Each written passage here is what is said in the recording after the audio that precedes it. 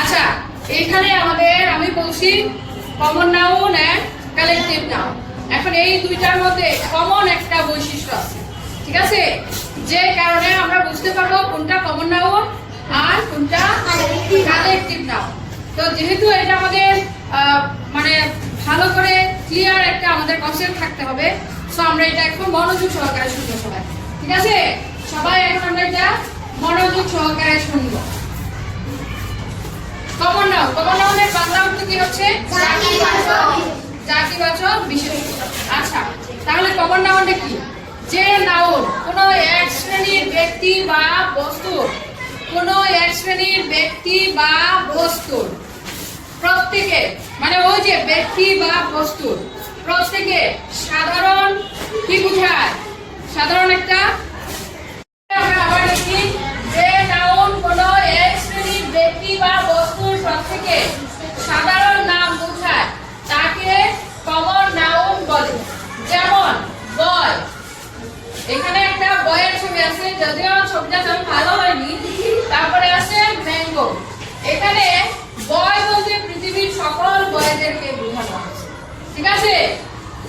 একটা শ্রেণীর বয়দেরকে বলা হয়েছে।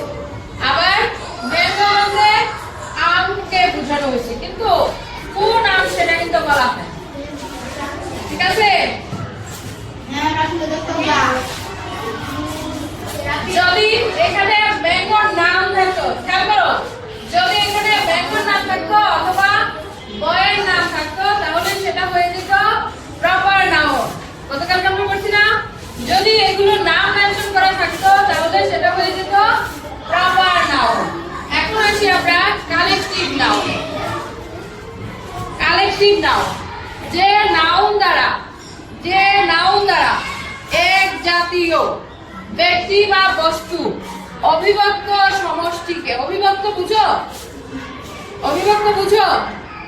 বুঝো না? অবিভক্ত হচ্ছে, ধরো খেলার একটা টিম আছে, এ দল বি দল, কিন্তু এখানে কোনো বিচ্ছিন্ন হবে না, এ দলের সবাই বি দলের সবাই অবিভক্ত, ঠিক আছে? যেটা ভাগ করে না, অবিভক্ত সমষ্টিকে যেটা ভাগ করে না সেটা তো সমষ্টি একসাথে বোঝায়, তাকে কালেকটিভ নাউন বলে। যেমন ফ্লোক, ফ্লোক শব্দ আছে কি? ঝাঁক, একটা কিসের ঝাঁক? পাখির ঝাঁক। ব্যান্ড, দল, আর্মি সেনাবাহিনী। হার্ড, পাল, এই যে ভেড়ার পাল। পার্টি, দল। গ্রুপ, দল, মিটিং, সভা। ক্লাস, শ্রেণী। ক্যাটল, গবাদি পশু। এখানে অবিভক্ত না এগুলা, এখানে কিন্তু ভাগ করা না। তাহলে কালেকটিভ নাউনে কি বলছে? এক জাতীয় ব্যক্তি বা বস্তু অবিভক্ত সমষ্টিকে, মানে একই রকম একই জাতীয় সমষ্টি বিশেষ। এখানে আমরা যদি একটা টিমের ছবি দেই, প্লেয়ার টিমের, ফুটবল প্লেয়ার, তাহলে তারা অবিভক্ত একটা সমষ্টি, মানে এক group of player, A group of people, A flock of bird, A flock of bird, A set of tools, A group of frog. আচ্ছা, তাহলে বোঝা যাচ্ছে এটা একটা দল, এটা একটা ঝাঁক, এটা একটা সভা, এটা একটা এক জাতীয় এক শ্রেণীর অবিভক্ত সমষ্টি, ঠিক আছে? আর কমন নাউনে কি বলছে? কমন নাউনে কি বলছে? এক শ্রেণীর ব্যক্তি বা বস্তু প্রত্যেকের সাধারণ একটা নাম, প্রত্যেকের সাধারণ একটা নাম।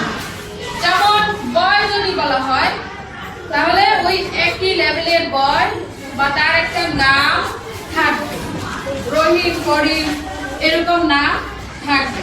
তাহলে এটা আমরা কি ক্লিয়ার বুঝতে পারছি? Common noun and collective noun. হ্যাঁ, এটা একটা দল আর এটা একটা জাতির সাধারণ একটা নাম। আশা করি সবার কাছে এই জিনিসটা ক্লিয়ার হয়েছে।